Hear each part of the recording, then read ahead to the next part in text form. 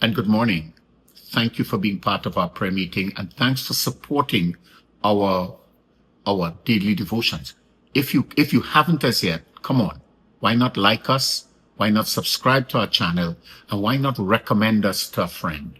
Yeah, I'm sure there's somebody in your circle who needs to hear what God is saying daily and without condemnation, or, get this, or without any prejudice or biases.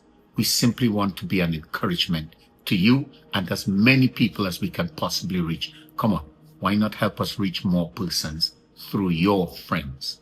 Thanks so much for subscribing and for recommending us to others. Hey, we're back at that verse in Acts chapter 2, verse 38, which says, repent and be baptized. It seems to indicate that we have gotten stuck a lot of times in one of the processes. Either we've gotten stuck at the confession phase, which is really just my mental assent to being wrong if I'm confessing sin. Mental assent to being wrong. It doesn't mean that I have gotten to the place where I want to change. Now, sometimes I can recognize that I have hurt someone and I could say, you know, God, I really didn't mean to. I had good intentions, but my good intentions failed because the action was wrong. And sometimes it's not that we were not interpreted right, or our actions were misjudged. Sometimes we're wrong. Sometimes we messed up. And I don't want you to think that this is a condemnation. This is simply saying, you know, sometimes we mess up. And we go to God as people and say to him, we've messed up. But an assent mentally to a reality that we would have done does not indicate that we are ready to change.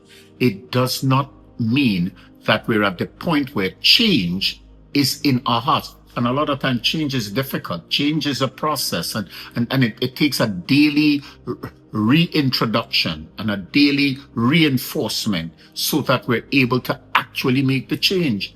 So a lot of times we say to God, we're sorry today, and because we have not processed it sufficiently to get to the place where we're ready to make the change, tomorrow we make the same mistake.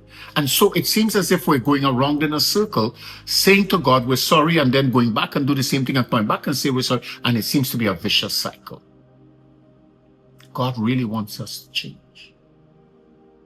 God has sent his Spirit to dwell in us so that we might actually change. I was listening to one of the foremost brain surgeons of our time. And he was saying God created all the frontal lobe for one purpose, and that is so that we might not only consider, but that we might change. God intends for us, and he's created all of the hardware and the software for us to change. A lot of times we're just stuck, and God is actually calling us now to change. Change our thinking on the matter. I may like ice cream, but ice cream is not good for me. And so now I've got to change. I've got to change.